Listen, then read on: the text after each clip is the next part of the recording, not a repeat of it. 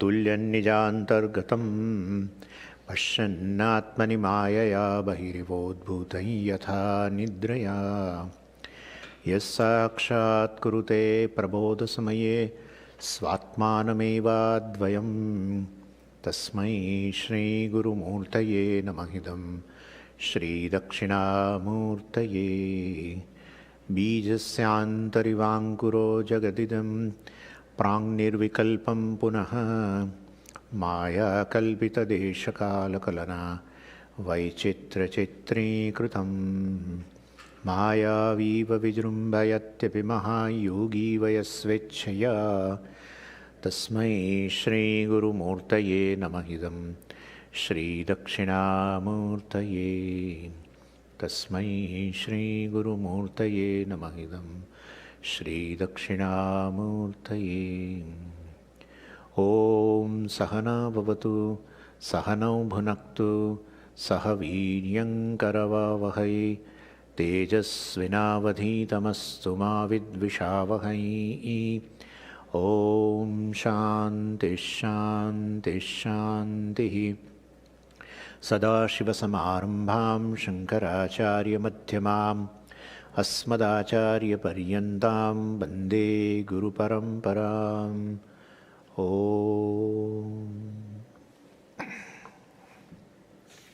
Fourth verse. भूमिरापो नलो वायुः खं मनो बुद्धिरेव च अहङ्कारः इतीयं मे भिन्ना प्रकृतिरष्टधा।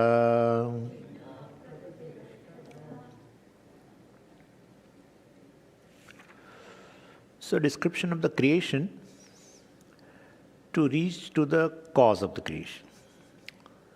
There are two ways one can understand the cause of the creation is that you become a witness of the creation. From the basic material, you see the things are like you see the ornament, final ornament, a chain is made from the gold bar. Perhaps you may be the witness of the whole thing, various stages. Or else there is other, that's called, evolution. And the other way to know the cause is from the effect. You resolve each step and reach to the cause, final cause. Here it has been mentioned as starting from bhumihi, and then apaha, then analaha, first earth, then water, then fire, then air, and then akasha, and then etc., mahatattvam, etc., and ultimately avyaktam, mula prakriti, which is non-separate. Any shakti, any power is always a non-separate from a conscious being. My speaking power is non-separate from me. If my speaking power is independent of me, the conscious being, then I can send my speaking power to the class and I can remain in my room, right? But it is not possible, right? So speaking power is always non-separate from the being, conscious being. And the same way this Shakti, creating and sustaining and resolving power of the Ishvara, is non-separate.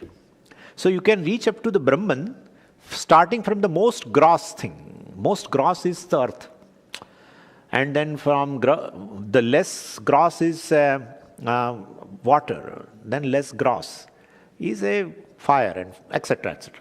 That's how you, by the way of dissolving in your mind, cognitively, you can reach to the cause. And that is the possible only for Arjuna. Arjuna has not witnessed from Brahman the creation has come, right? He's a part of the creation. So Bhagavan has to show the cause of the creation by dissolution. That's how it starts with bhumihi, apaha, etc. So first is the most gross, then apaha, then vayu, then fire, and then etc. You must be knowing, in Taittiriya the creation has been described from like this. From Brahman, the first thing has come Akasha. Brahman with the Maya, we have to understand that. When Akasha, Vayu has come, etc. So tasmad va etasmad atmanaha akasha sambhutaha. Akasha was born, Sambhutah, born. Akashat Vayuhu, Vayu. Vayoho Agnihi, Agnehe Apah, water. Adbhyaha Prithvi, Prithvyam Oshadaya, etc. So this is how. So, Bhagavan wants to show him the cause of the creation. He is himself. He pervades entire creation. Whatever is Ishvara. So how will he explain to Arjuna?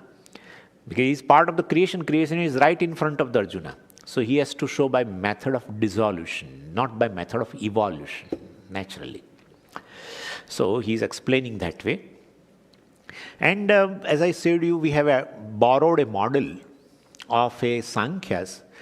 And actually these are the Sankhya's jargon, all this ahankara, mahattattva, all that. But we borrowed. Because the way we borrow in the world, the jargon employed in a one system, we definitely borrow. Same way here.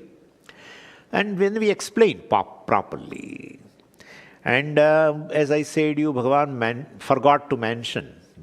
Bhagavan cannot forget, but this is the way we say. So manaha, etc. So bhumirapo nalo vayu khammano buddhirevacha ahankara itiyam me bhinna prakriti rashtada. Prakriti, the cause, the material cause, which is changing material cause, which is nothing but the Ishvara alone. He is in this changing material cause through Maya, of course, through Padi. He appears as this changing material cause. That Ishvara, is eightfold. Apara Prakriti, of course, it is inferior. Bhashyakara is going to mention in the next verse that it is Nikrushta, it is inferior because changing. And changing, not only changing, there are other issues also. Whatever you see, all kinds of evils is part of the world. This is Apara Prakriti. That's how it is inferior also. Bhashyakara is mentioning. We'll see that. But point is, so Ashtada Prakriti, this eightfold Prakriti, through Sankhya model of creation. And in that, 5 elements were very simple. Bhumihi, etc. 5 elements, subtle elements, we have easy to understand.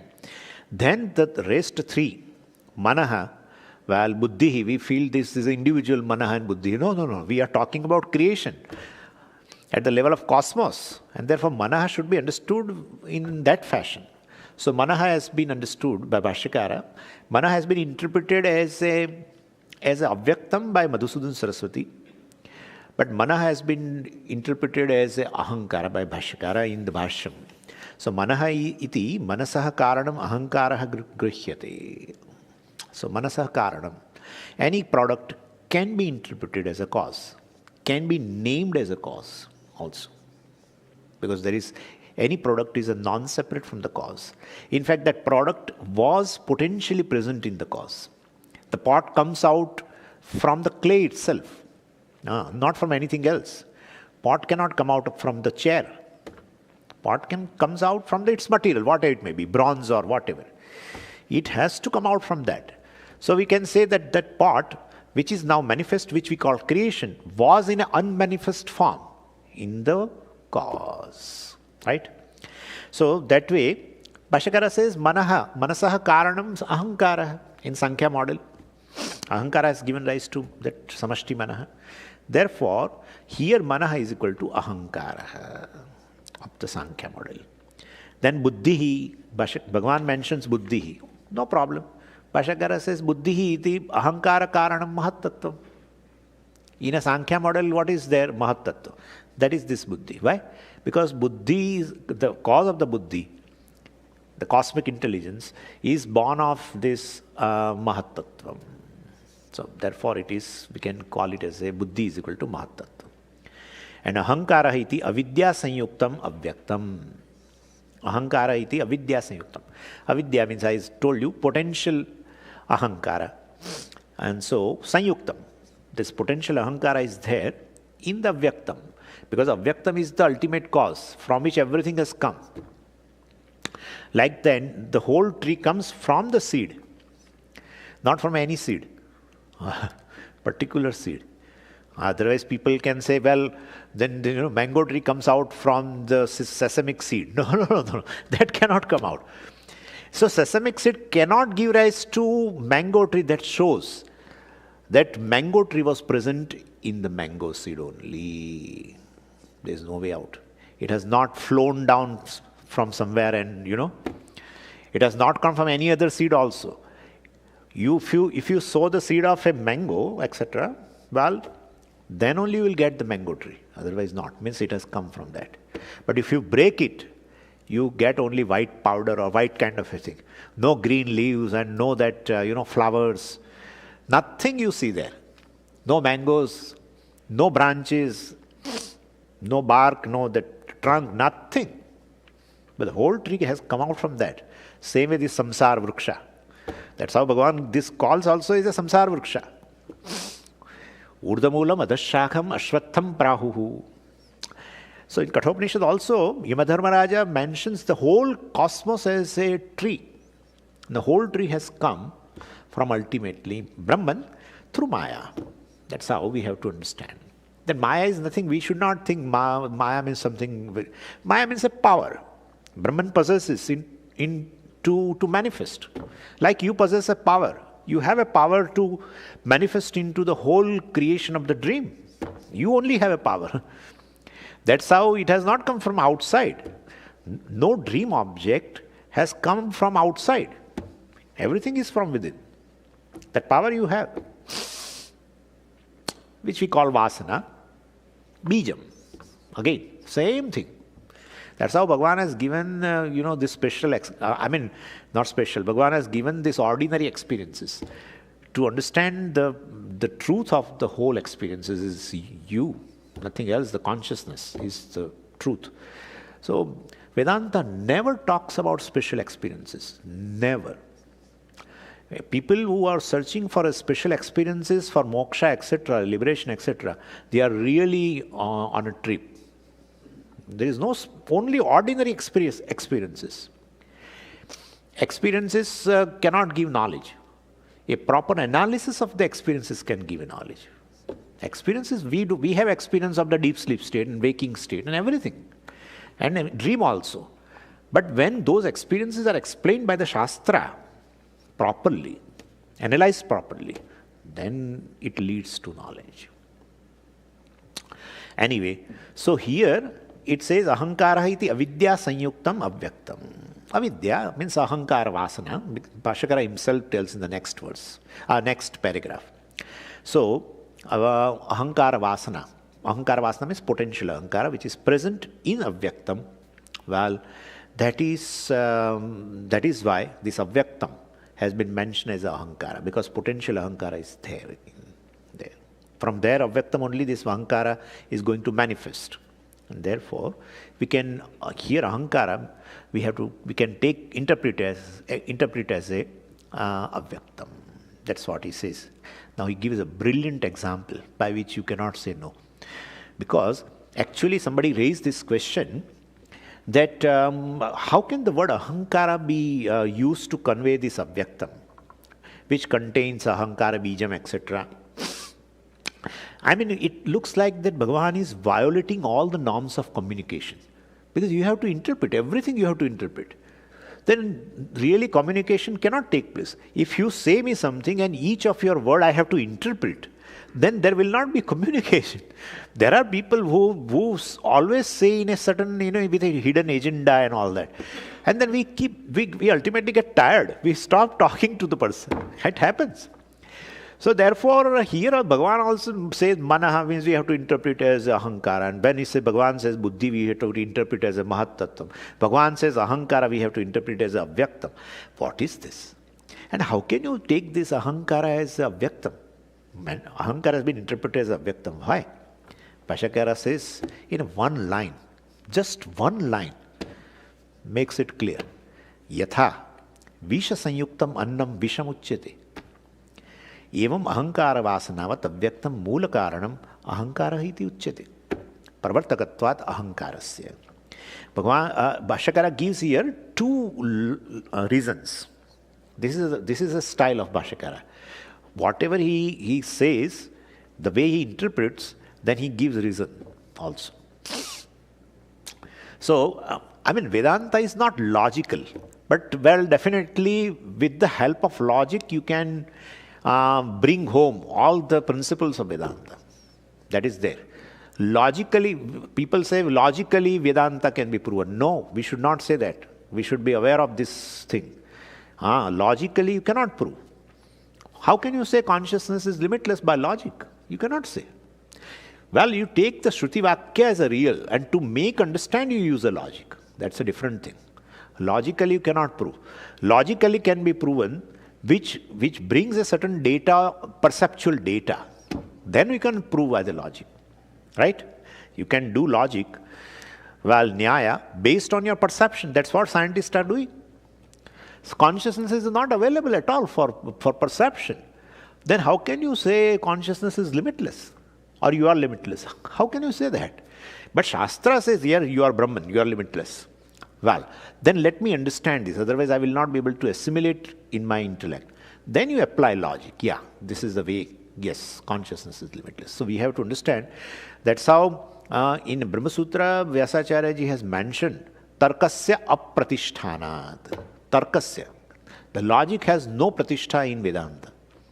You take with the Shraddha the statements of the Shruti true. And to assimilate in your buddhi, you apply logic. That's how it is. So Shastra tells you are limitless. Shastra reveals, not logic reveals. That is, we have to understand. But anyway, so he gives a very beautiful two logical reasons by which we can say, we can interpret ahankara here in the verse as avyaktam. First reason. And that is, he said, when poison is mixed with the food, well, then poison mixed food itself is called poison. We say that. Oh, he has consumed poison. Oh, he has not consumed poison, he has taken food. But food was containing poison. But that person, you never say, oh, he has taken food with the poison. No. You said he has consumed poison. So, yatha visha sanyuktam annam visham uchyate. Right? So, the food which is mixed with the poison, we call it as a poison. Same way, this avyaktam which is mixed with this potential ahankara will be called what? Ahankara. That's how it is. So this is one reason he gives. So that means if we can use the word poison to convey something in which, well, poison is mixed, same way we can use the word ahankara for avyaktam in which ahankara is potentially present. Like the poison is present in the food, same way ahankara is present in the avyaktam. Potentially it is present. And therefore, instead of avyaktam, I can tell it as a ahankara. Instead of annam, I was saying visham. Right? Same way, instead of a avyaktam, I can say ahankara. Because ahankara is potentially present in that avyaktam. Right? So this is one, he gives this, logic for this, with example. So visha sanyukta mannam visham uchyate. So same way, evam ahankara vasanavat avyaktam ahankara iti uchyate. And some say here, now Bhashyakara says here, ahankara vasanavat. That is replaced by, earlier he said avidya sanyuktam, avyaktam. Now he says ahankara vasanavat avyaktam. So vat is equal to sanyuktam. And avidya he replaced by ahankara vasana. Ahankara vasana means potential ahankara.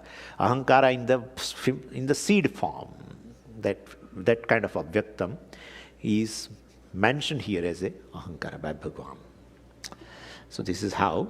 And in Sankhya philosophy, avidya is defined as a ahankara only. And by the way, ahankara is a poison. That is the thing. Just this is by the way, you accept it or not, that is the issue. Whole world has a issue of ahankara only, nothing else. There is no issue. No, Swamiji, you cannot say. When ahankara resolves, and it resolves every day, there is no issue. Which problem I have where I go to sleep? Which problem? No problem of relationship, no emotional issues, no intellectual issues, nothing. No physical problem.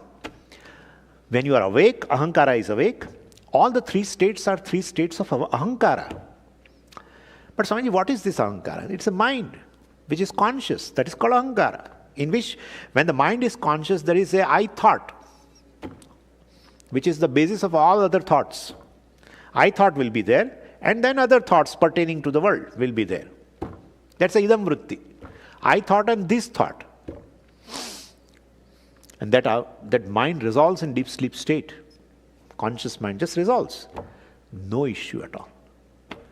Right? So this is how, I don't know, this is our extension. Like Visha Sanyuktam Annam Visham Uchyate. So Ahankara Sanyuktam Avyaktam, well, Ahankara iti Uchyate. Ahankara also is a kind of Visham. Less the Ahankara, we'll be seeing the two meanings of Ahankara is there. In a religious domain, there is one meaning. In a domain of Vedanta, there is another meaning. Anyway, so this is, avidya has been interpreted as ahankara in the Sankhya philosophy also, and even we also say that. So anyway, so avidya sanyuktam avyaktam mula karanam. Avyaktam means mula karanam, mula prakriti, ahankara iti uchyate. That is one reason. Giving example, Visha Sanyuktam, etc. Second reason he gives, very beautiful. And one more thing is, Mula Karanam Ahankara iti Uchyate. After that, there should be a full stop. And because that is one reason is over.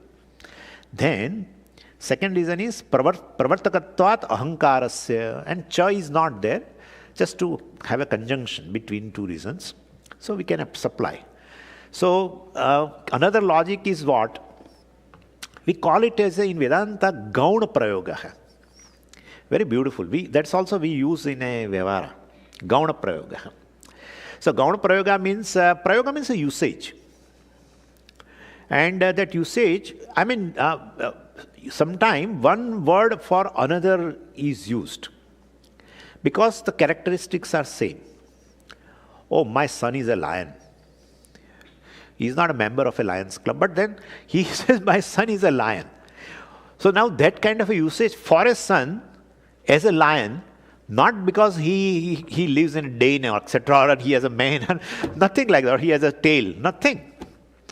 Because of certain common characteristic. So Gauna Prayoga means Guna Samanyataya Prayoga. Guna means a characteristic, Samanya, common.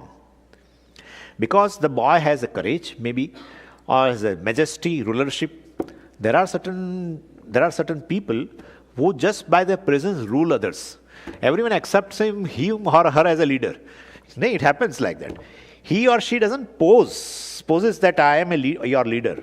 But you feel that, this person is a leader of us. So that is kind of a majesty, etc., leadership, or courage, etc. Those characteristics are there even in a lion also.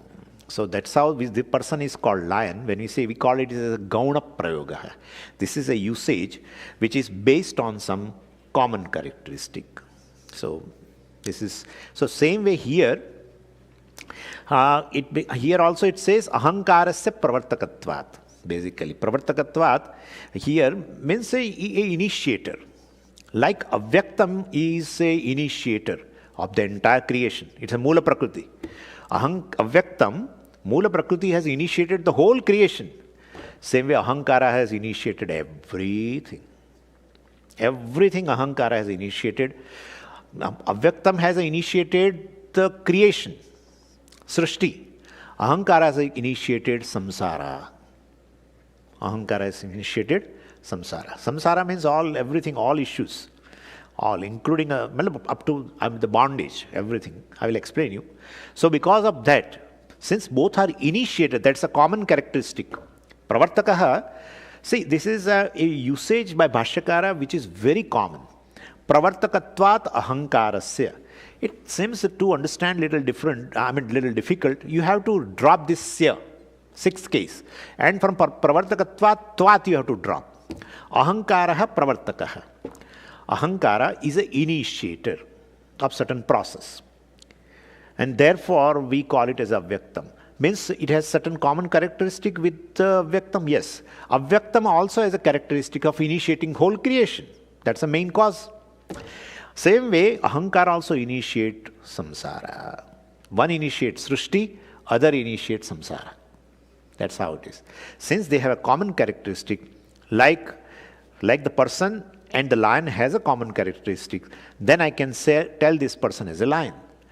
Same way, Ahankara also and the avyaktam both have a common characteristic, and therefore avyaktam can be mentioned as a ahankara. That is what, there's a second reason he gives. And how can you say ahankara initiates samsara? Well, in Vedanta we have certain simple techniques.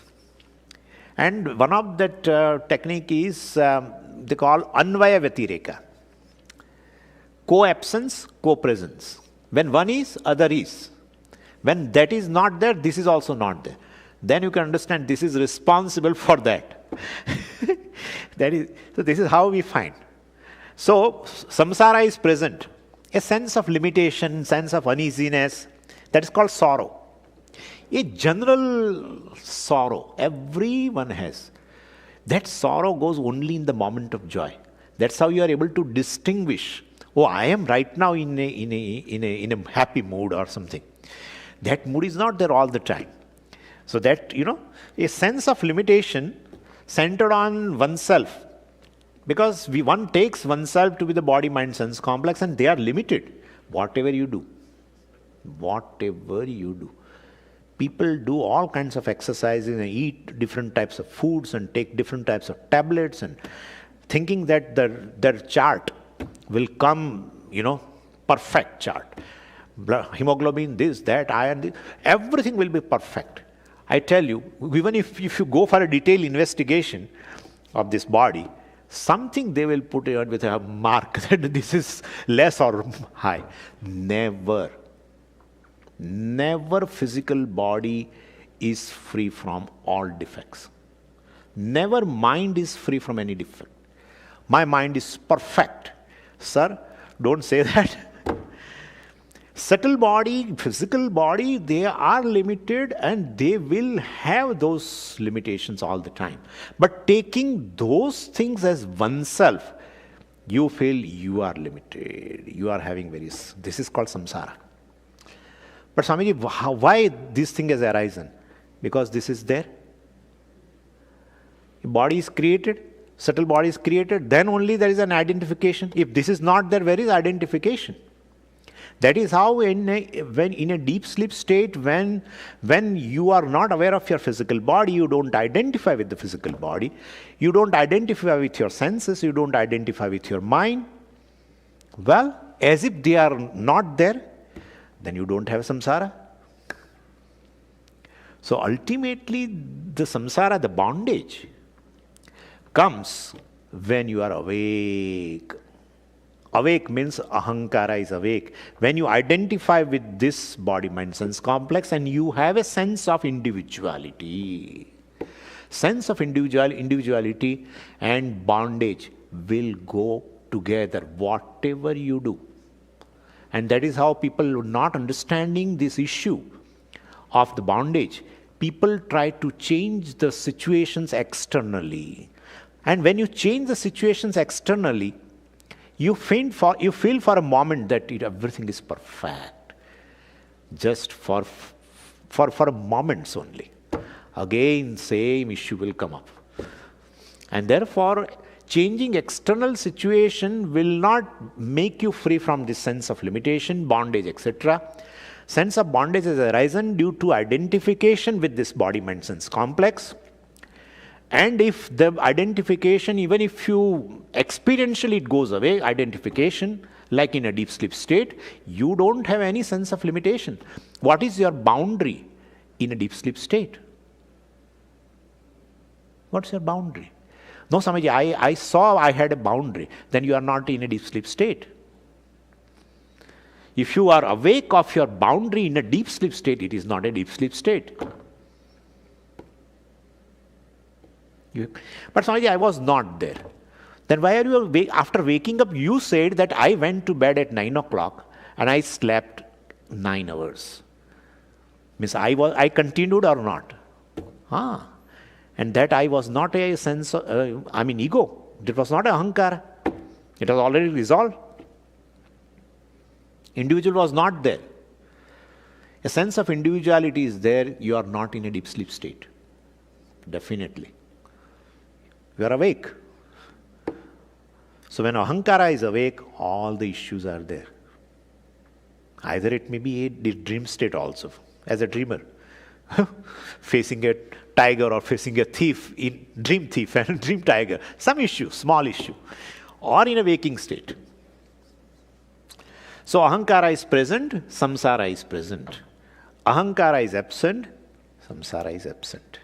Co-presence, co-absence.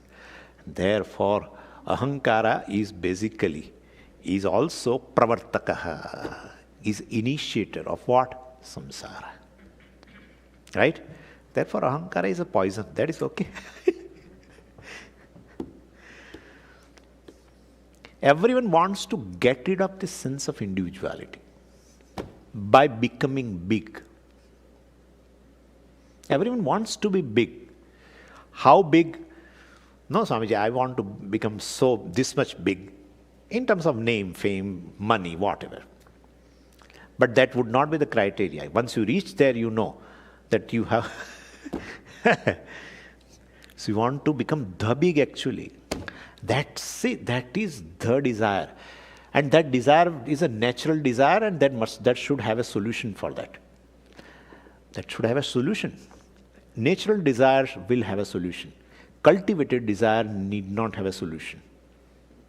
I want to go to, moon in SpaceX. What is that? SpaceX? I want to go. That person will tell me, be in your ashram and teach Bhagavad Gita, leave aside. Drop the desire. Cultivated desire need not have a solution. Natural desire has a solution in the creation, otherwise it will be a defect in the creation. Hunger, a natural desire for a food, there is a food. Thirst, natural desire, and then there is a solution. So you have a natural desire to become big. That should have a solution. You cannot become the big, the limitless, whatever you do. Whatever the number you put in a set, in a mathematics, it is still a limited number, whatever you say.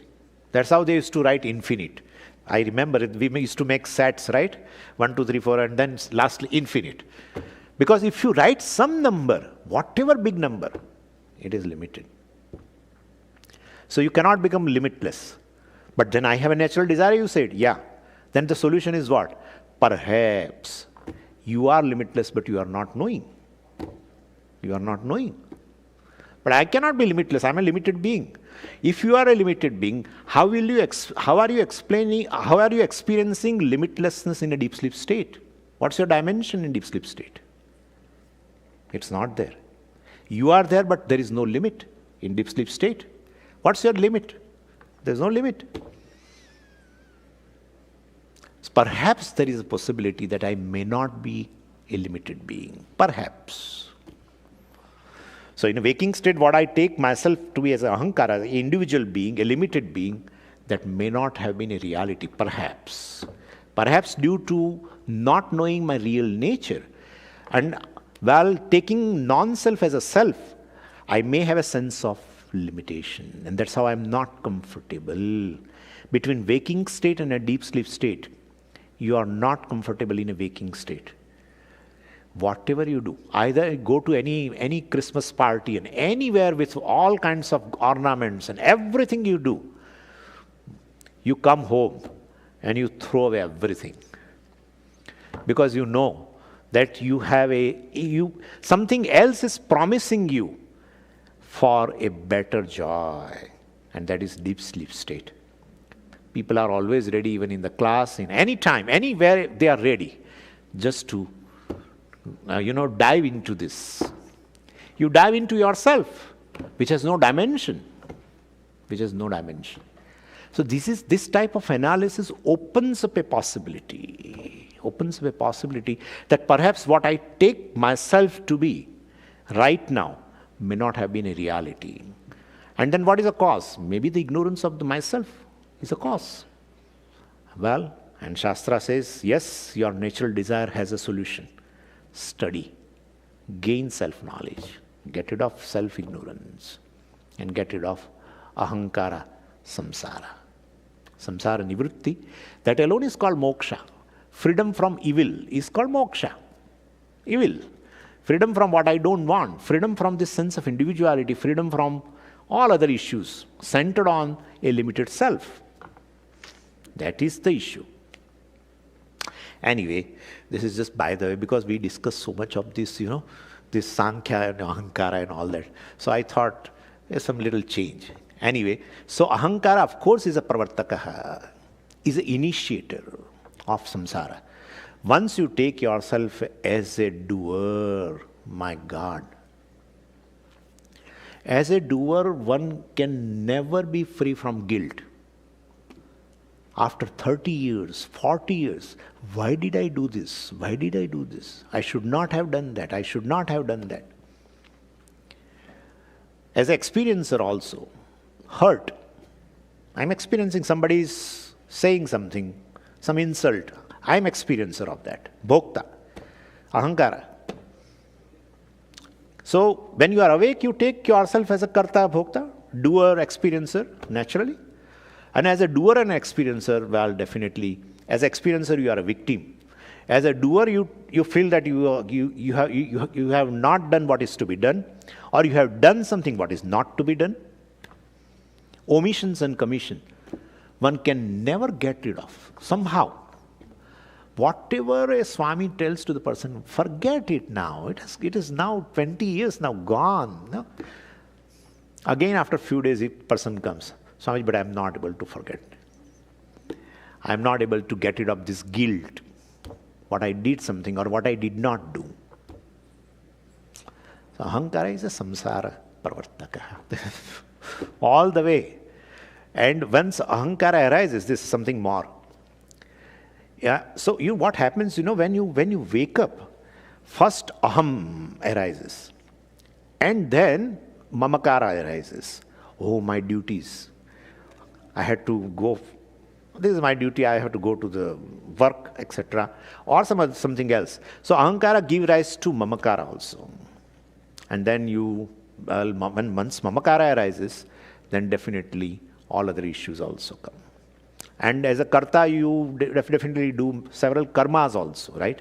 Nitya karma, this karma, kamya karma, prayaschitta also. Prayaschitta also. Oh, I should do this. One Swamiji suggested this, that I am facing a lot of obstacles. I showed my chart, and that astrologer also has said this, and let me do this. Let me go to Dakshinamurti temple. Let me attend Abhishekam, etc. Well, I can get rid of obstacle. Let me go. When all these things arise, all karmas arise because you feel that you have a bad karma. I have some bad karma. My karmas are not good. That my has come from what? My has come from I. Yeah. Which I? Body, mind, sense complex. If you say I am Brahman, you are experiencing yourself as a limitless and deep sleep state. What karma you have? No karma. What parihara? Nothing. No parihara. No prayaschitta. Nothing. No kamya karma also. Desire-based actions. No desire-based actions. No desires. Atmani eva atmana tushta. One is with oneself. One is just with oneself. That is what it is. Self must be very beautiful. That is how when one is with oneself, one is very comfortable. That shows self must be comfortable. But not understanding that, you want to run away from yourself. If you take non-self as a self, which is not a reality, then you want to run away from yourself. That's how it is. But in a moment of joy, you are just yourself. You are not anywhere. You are with yourself. Because the self is this nature of ananda, limitlessness, fullness. You get rid of, you always want to go away from sense of limitation. You never want to go away from the sense of fullness. No one wants to go away from the sense of fullness. In fact, whoever tells you the full and does not pinpoint at your limitations, drawbacks, you like the company of that person. So that shows your nature very well. This all opens up a possibility for understanding your own self and fulfilling that natural desire of becoming limitless. Becoming limitless. Anyway, so ahankara and avyaktam has definitely something common. Like the person and the lion has something common. They used to give another example. Agnihi manavakaha. Manavaka means a person, some boy. He's a fire. Like the fire is brilliant, this boy is brilliant. They give this example. This is another traditional example. Same way here also. Well, ahankara avyaktam can be taken as ahankara because both are pravartakaha, both are initiators. One is the initiator of the entire creation, another is the initiator of a samsara. Ahankara is the initiator of the samsara, and avyaktam, the mula karanam, the basic cause is a initiator of the entire creation. So ahankara, and then Bhashyakara gives, I have already told, but Bhashyakara tells, ahankara eva hi sarvasya pravritti bijam drashtam loke. So loke, in the world, well, is the experience of everyone, and that ahankara is the pravritti bijam, is the seed for all the activities. And that is how deep sleep state where ahankara resolves no activity. When you get up, ahankara is awake, well, all the activities. Therefore, sarva pravritti bijam. Now, incidentally, one more point I would like to discuss. This ahankara word has got different meanings. In a dharma shastra, in a religious circle, ahankara has one meaning. And in Vedanta Shastra, here in this our academic circle, so-called academic, here it is a different meaning. And literally it's a opposite meaning. Anyway, in a religious circle, when you say ahankara, means pride, arrogance, haughtiness, absence of humility is ahankara in religious circle. That's not a good quality. And in Vedanta Shastra, ahankara means a identification with the body. The self identifies with this non-self body, and now the self undergoes a sense of, self has a sense of individuality. That's called ahankara. When the self, the Brahman, Atma, identifies with the body, mind, sense complex, this is non-self, and has a sense of individuality. We call ego, sense of individuality. That is called ahankara. And so that ahankara, pride, arrogance, etc., one can get rid of and one can become humble. That is possible. But in Vedanta Shastra, what ahankara we talk, that is the sense of individuality will not go. Humble person also has this ahankara. Humble person also has this ahankara, that the humility itself shows that he has ahankara. What? I'm your servant. Dasoham. Means he takes himself as a what? Individual, naturally. So even humble person has a ahankara, Vedantic ahankara. Whereas the humility or in the Dharma Shastra, well, if it is not there, we say ahankara. Pride is there. Then we say it is basically ahankara. So this is a difference between these two things. So all ajnanis definitely one people who do not know themselves that they are not ahankara but they are Brahman. I am Brahman, I am limitless. Well, then we can definitely get rid of this ahankara also, Vedantic ahankara. Without even giving up the self-ignorance, you can get rid of ahankara, which is popular in a religious circle, and that is pride. That you can get rid of. But still self-ignorance continues. So here Vedantic ahankara is, a humble person also has this ahankara, Vedantic ahankara, and the person who is not humble also has this ahankara. That's due to self-ignorance. So sometime, due to self-ignorance, this sense of individuality comes by identification with the body, mind, sense complex. Sometimes, so we call avidya, the ignorance, as ahankara also. We also call. Iti, iyam yathokta prakritihi me mama ishwari maya shaktihi ashtada binna bhedam agata. So, in the Moolam, in the shloka, after ahankara, Bhagavan has used the word Bhagwan or Vyasacharya ji. Because this has been composed in the verse form by Vyasacharya ji. So, okay. So, after Ahankara iti iyam. In the verse it is like this. So, iti iyam is there. Shankaracharya ji says iti means in this manner. Means as described above.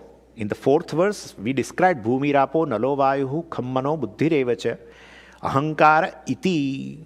So, iti means in this manner, this eightfold Prakriti, Apara Prakriti, well, is Yathokta, means which has been mentioned, Prakriti hi. And now I will explain you the word this Prakriti hi.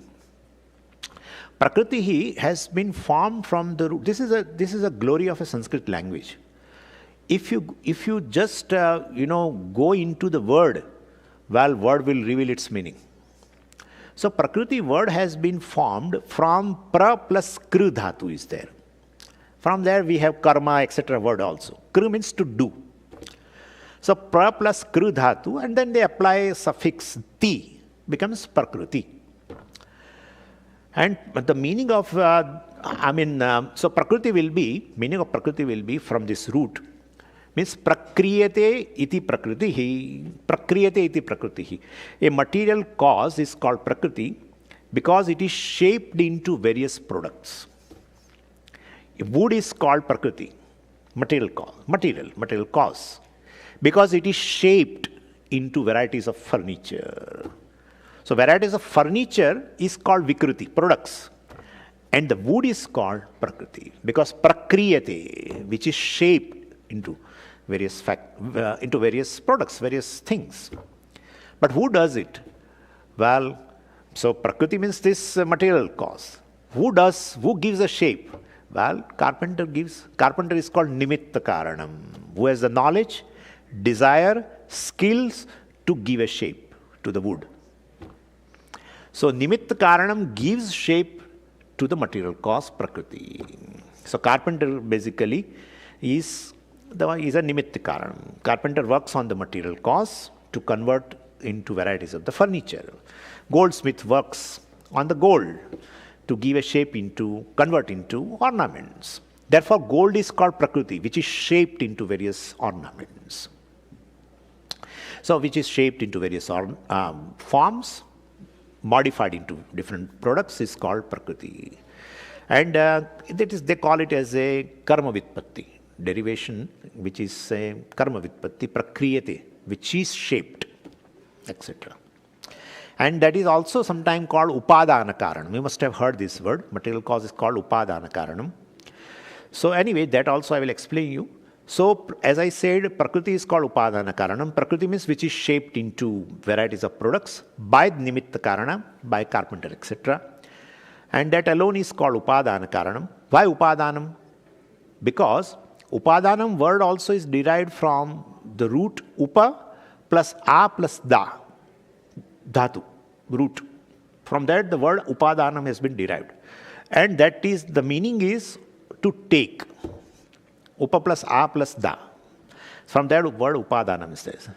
So Upadanam means that which is taken by the Nimitta Karanam. Carpenter is always in search of the wood. And our goldsmith is always in search of gold. He wants to give shape, right? He will take the gold.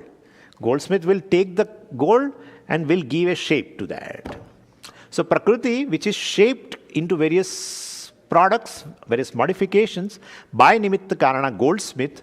So Prakriti is called Upadanam because that has been taken by this Nimitta Karana, the goldsmith. And then he gives a shape. So Prakriti, Upadana is equal to Upadana Karanam is equal to material cause is due to this. But anyway, so you can, so Nimitta Karanam, the carpenter, goldsmith, anyone, he takes the material cause, Prakriti, and gives it shape.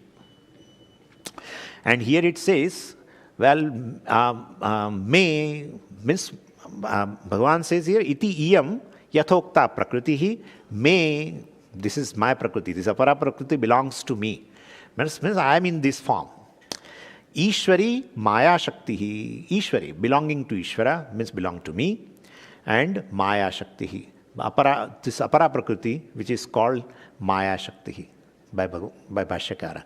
And by saying Maya Shakti, we are now poles apart from Sankhya, just by one word. In fact, I mentioned in the first class itself, this word Maya itself makes the Vedanta, the vision of the Vedanta, very unique, very, very unique. The entire non-duality approach to the whole creation. I mean, the jivas, the individuals, and the Jagat, the world, and the Ishvara are basically one thing alone. They are not separate from each other. To explain that, this Maya is very, very important. But now there is no time. And therefore, we'll stop here now. Okay? Om Purnamadav Purnamidam Purnat Purnamudachyate Purnasya Purnamadaya Purnameva Vashishyate. Om Shanti Shanti Shanti. Harihi Om Shri Gurubhyo Namaha. Harihi Om.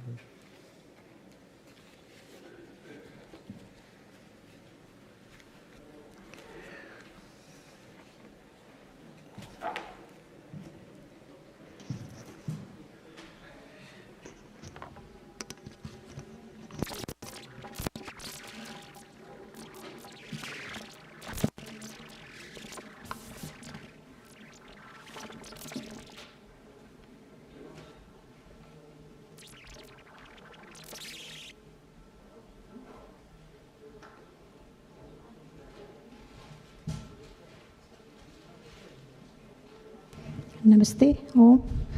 A few announcements of the upcoming programs.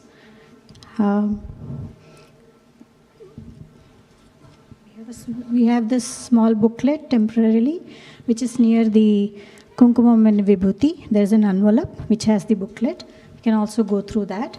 So I'll just announce the next few ones. We have the President's Day camp coming up, February 17th to 20th. Swami Swatma Vidyananda ji, Swamini Swatma Vidyananda ji and Swami Muktatmananda ji will be conducting the course. It will be only online. So only online, please note that. February 18th is Mahashivaratri. They'll be chanting from 7 a.m. to 7 p.m. followed by Mahabhishekam and Rudrabhishekam, and of course Prasada and dinner. March 4th to April 1st, that will be a 1-month course which Swami Muktatmananda ji will be conducting. It will be online and in person, Shuddhatma ji, and in person also. So whoever can register can attend the classes here in person and also online, whoever cannot come. Then the following April onwards, the courses are all listed in this small booklet. We are waiting for our detailed booklet to be printed and it will be distributed. So that after the 1-month course will be April 7th to 9th, Easter camp. That will be also conducted by Swami Muktatmananda ji. Apart from these courses, there are ongoing Bhagavad Gita classes every first and third weekends, Sunday only, 10 to 12:30. And besides that, Swami Muktatmananda ji is conducting quite a few online classes, Panchadashi, Sanskrit classes, Drigdrishya Viveka, and our Brahmachari Surya Narayan ji is also conducting classes on Bhagavatam, Vishnu Sahasranama, and Bhagavad Gita. So most of these details are on our website, www.arshavidya.org. Thank you. February class, Bhagavad Gita class will be online. 2 classes by the Gita Maharaj. March Swami will come back and resume classes in person. Thank you.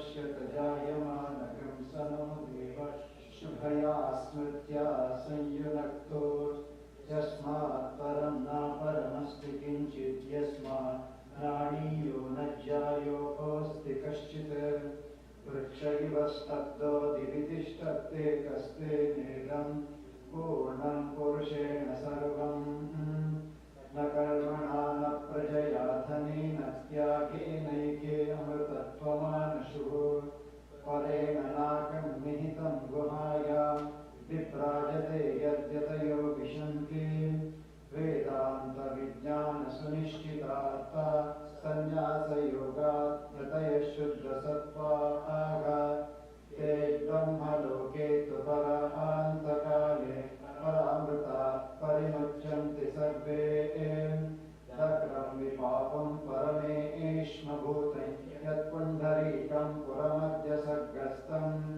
तत्त्वाभिदत्तं गगनं विशोकस्तस्मिन् यदन्तस्तदुपासितव्यम् यो वेदादौ स्वरप्रोक्तो वेदान्ते च प्रतिष्ठितः तस्य